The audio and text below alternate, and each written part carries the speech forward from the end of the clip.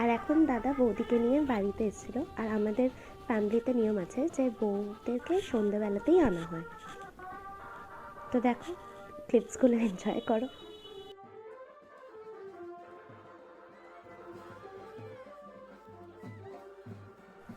আর এই যে সবাই এখন এলো, আর অলরেডি এতটা রাস্তা ছিল যে ওরা টায়ার্ডই হয়ে গেছিলো, বাট স্টিল এত এনজয় করছিল সবাই। তো এই ক্লিপসগুলো আমি অ্যাড করেছি, তোমরা দেখতে থাকো।